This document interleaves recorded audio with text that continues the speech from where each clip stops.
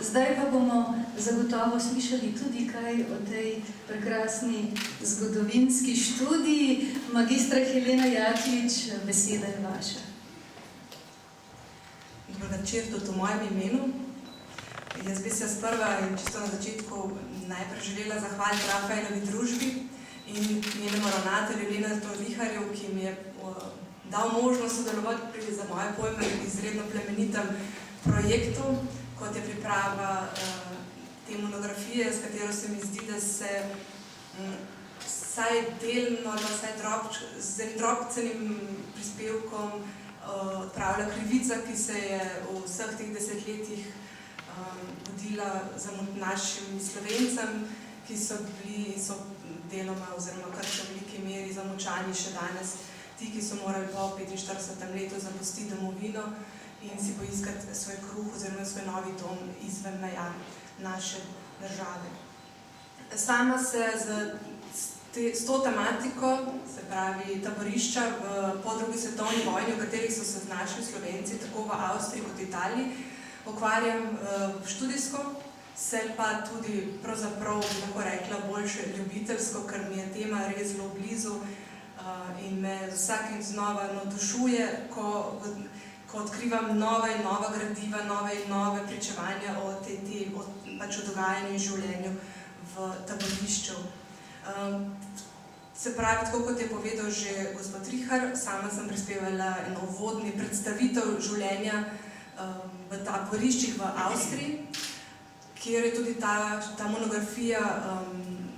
posvečena. Čisto drobno se dotaknem, ali pa čisto samo enih parih stavkih, pa se dotaknem tudi življenja Slovencev v Italiji in sem prepričana, da bo to en nov izziv tudi za Rafaelovo družbo, da pripravi podobno knjigo tudi o tej temi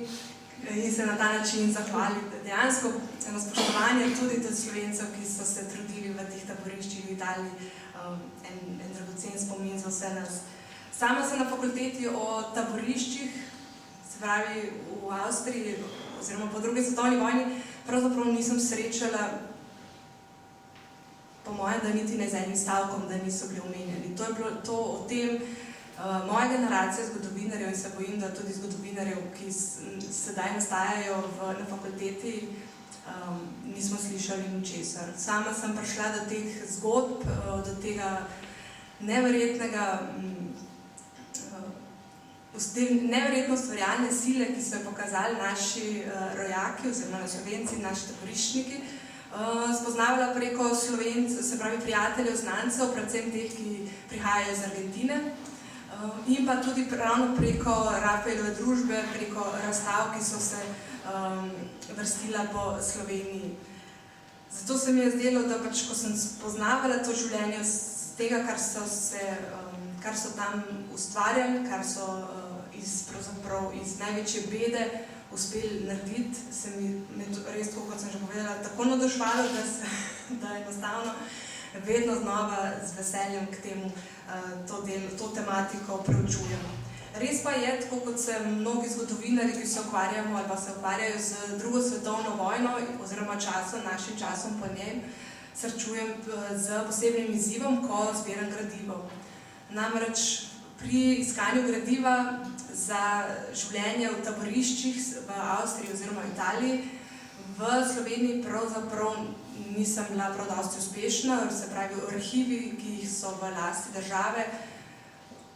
tam so očitno bili deležni tiste čiščenja konec 80. letih, tudi gradivo, ki se je nanašalo na to področje. Zakaj? Prepričana sem, da so gradivo je moralo biti zelo obsežno, glede na to, da v dnevnem časopisju po 45. ki je izhajalo v Sloveniji, kar pogosto omenjajo naše begunce oziroma taboriščnike, seveda z najslabšimi imeni, vzdevki, pridevki kot največje izdajalce, kar pomeni, da so jih redno, vestno, ves čas spremljali in o tem tudi povejo še živeči taboriščniki, se pravi, ti, ki so izkušnjo taborišča dali skozi, ravno tako to lahko preberemo v kakšnih spominih, ki so jih ti objavljali. Ampak se pravi, v Sloveniji, v naših arhivih praktično ne najdeš ničesar, tako da sem se mogla potem ozreti predvsem za mejo oziroma izven meja. Tako da bila sem zelo vesela, da so, tako kot sem jaz bila ponosna na naše Slovence, ki so živeli in ustvarjali v taboriščih, so velikokrat se izkaže, da zelo ponosni nanje tudi njihovi otroci, ki skrbno, res tako nekateri prav res skrbno hranijo vse, kar je nastajalo v taboriščih, za sabo odnesli tako v Argentino, tako v Ameriko in pa tudi v druge dele sveta, tako da to mi je bila ena zelo bogata pomoč. Delno gradivo arhivov sem zbirala tudi v Združenih državah, v New Yorku, v arhivu UNRE, tako da tam moram reči, da je sicer arhiv zelo slabo urejen, tako da bolj prepuščaš nesrečnemu naključju ali najdeš pravo škatlo, pravo gradivo, ker pač niso popisi zelo jasni. Potem zelo sem bila hvaležna predvsem osebnim pričevanjem, ko sem šla tudi v Argentino, zato da bi dobila čim več gradiva, predvsem pa tudi osebnih zgodb naših, teh, ki so živeli v taborišču, tam delali, ustvarjali, predvsem šli skozi šolski sistem, tudi ki je bil tam narejen. So tudi sami res zelo bogato, zelo živo se spominjajo teh let, ki so jih preživeli tam. Potem, nekaj, kar sem prej rekla, da smo v Sloveniji in pravzaprav ni bilo nobenega gradiva, moram reči, malce popraviti, nekaj gradiva sem našla v Narodni univerzitetni knjižnici, gre predvsem za časopise, ki so nastajali v taboriščih in jih sistematično zbirajo, oziroma so jih zbirali tudi že tako zelo glasnem fondu D, takrat v prejšnjem sistemu. Danes je pa to seveda odprto, dosegljivo in moram reči, da tudi gospa, ki skrbi za ta fond oziroma to gradivo, gospa Helena Janežič, je zelo prijazna, gospodinja tudi mi pomagala. Potem pa še nekaj gradivo sem tudi v Slovenski hiši v Buenos Airesu. V Buenos Airesu tam je tudi zbrano kar nekaj materijala, to mislim predvsem recimo razni zapiski, ki so nastali, mene je zanimalo zelo šolstvo, ki je nek svojevrstni fenomen. Tam so zbrana od zapiskov učiteljskega zbora, spričeval do popisa vseh dijakov, učencev. To sem tudi zato zelo vesela, da sem do tega prišla. Bolj problem je potem Italija, tam je pač gradiva še malo manj. Če bi se malo samo čisto ozrla v to vodno predstavitev, da ne bom preveč predolga. Se pravi, najprej imela sem težave, jaz bi napisala vse, kar je in še več. Pa mi je potem gospod Rina rekel, da sem malo omejena, tako da sem mogla skrčiti, ker se mi je zdelo prav, da omenim, kar so naredili, kar so ustvarjali, da res nič ne ostane neomenjeno. No in potem sem vendarle neko shemo in vendarle treba narediti, tako da začnem s tem, tako kot mena slika podnaslovljena v monografiji Beg pred svobodo, tako je, Beg pred svobodo, pri čemer je svoboda v narekovajih, se pravi, ko je njihov pot preko Ljubelja,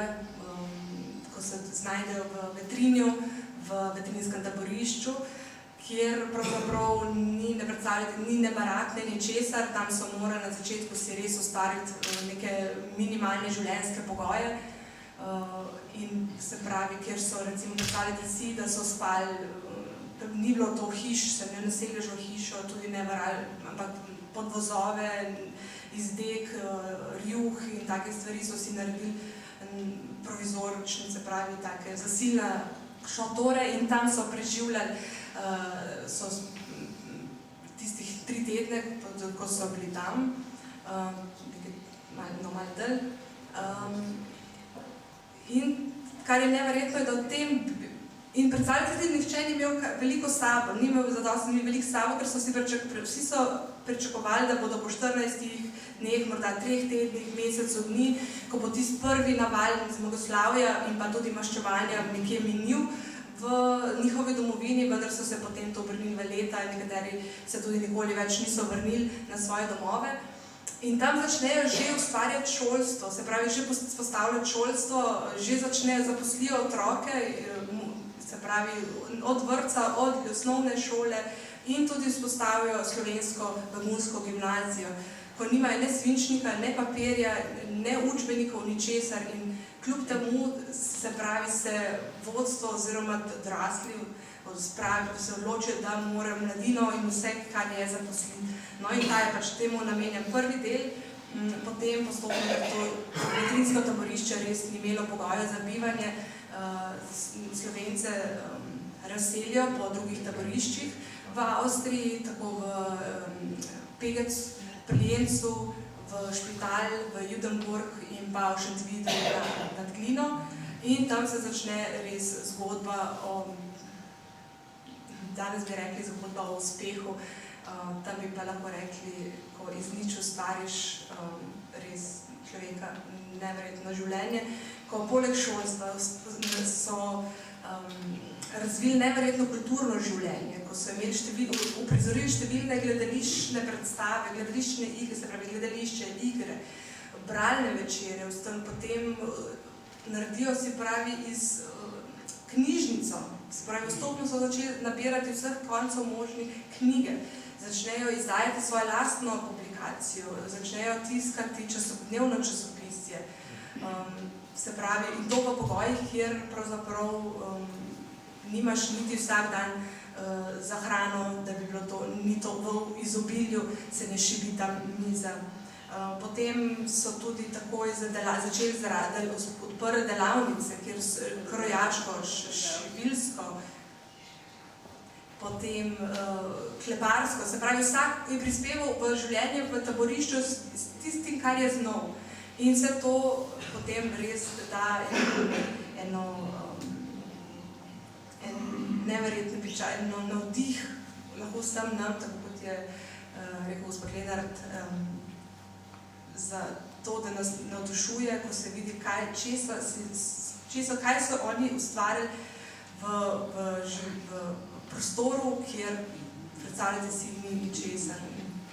Ampak temu bosta potem po mojem več tudi povedala, še čisto iz osebne izkušnje, gospod in gospa Starman. Tako da tem bi jaz zaključila, res se mi zdi, da je monografija, pa ne zaradi mojega uvodnega predstavitve zgodovinske, ampak predvsem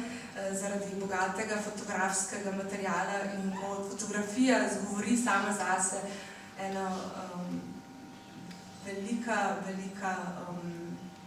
pridobitev za slovenski prostor in za spodbudo vse nas, da se da, ne glede na to, kakšne so okoliščine, ustvariti nekaj neverjetnega.